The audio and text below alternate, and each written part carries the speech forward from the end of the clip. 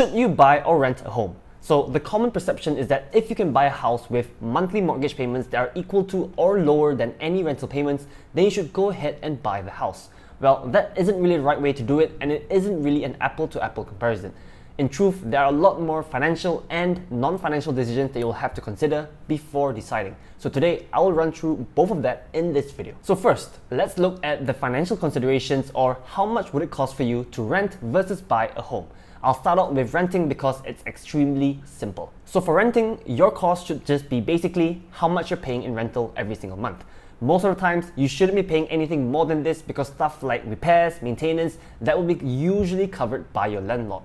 But the major financial downside of renting is that every month when you make this payment, it's not actually going to owning an asset versus someone who decides to buy a house. They're making loan payments. By the end of 35 years, they will own a house. So if you're someone who rents, it might feel like you're burning money away because you're just helping your landlord make their payment on an asset that they will eventually own. So financially, it seems like a no-brainer, right? We should definitely go ahead and buy a house because then we will eventually own this asset.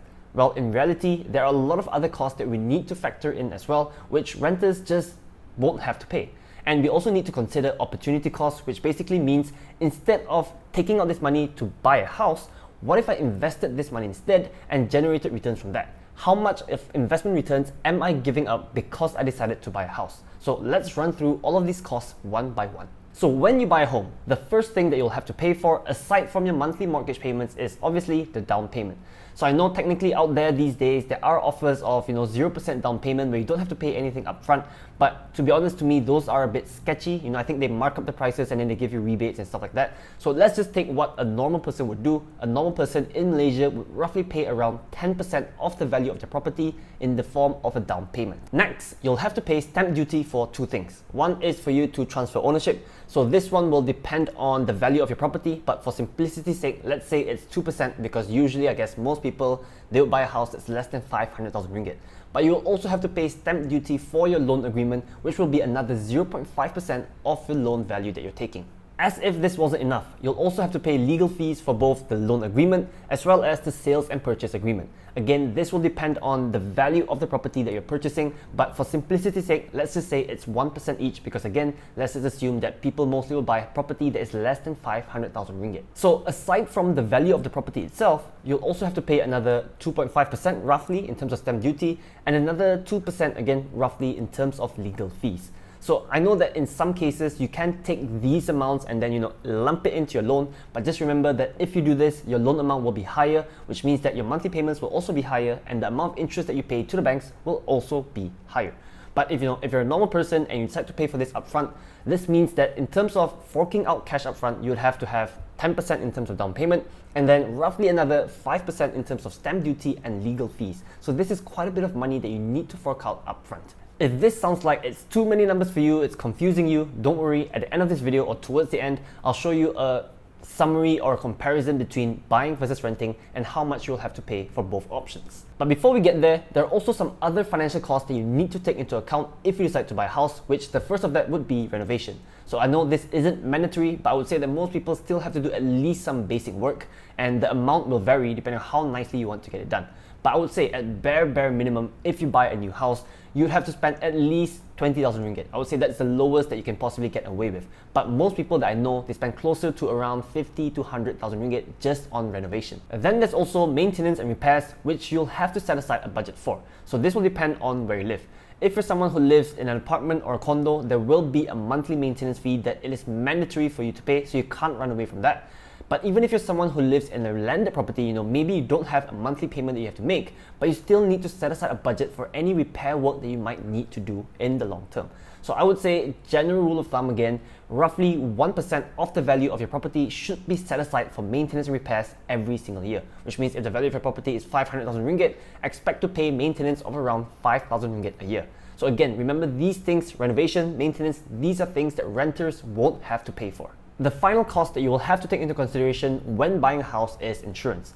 So I know some banks or most banks will force you to take insurance from them if you want to get a loan approved, but I know that there are other banks as well who will just give you the mortgage without requiring you to buy insurance. But I would say personally it is a good idea to buy insurance, especially if you're the breadwinner in your family. At least if, touch wood, anything happens to you, your next of kin won't be burdened with having to pay these monthly payments. So yeah, if you decide to get insurance, expect to pay roughly 0.5% of the value of your property upfront as well. Now, let's get to a comparison of costs.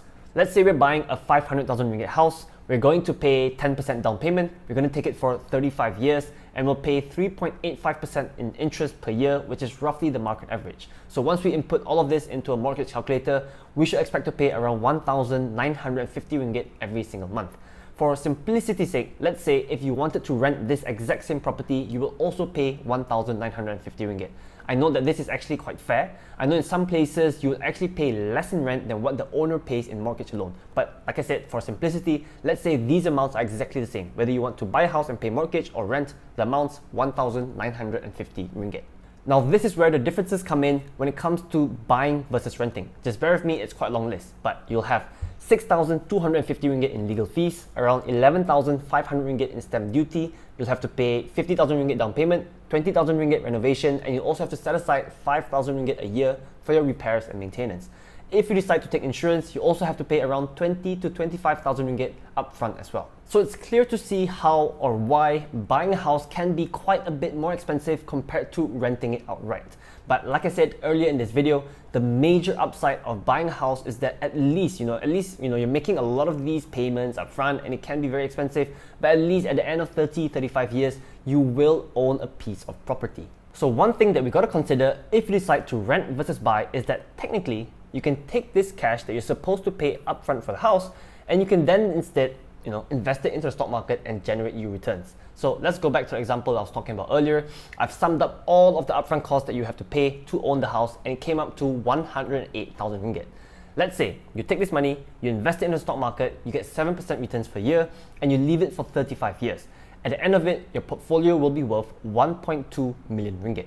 And if you take the 5,000 ringgit per year in maintenance and repair fees and invest that as well every single year, the value of your portfolio would be close to 2 million ringgit, which is not bad. I know that technically this isn't an apple-to-apple comparison. In truth, it's not easy to do it because it's just a bit complex and there are so many things to consider.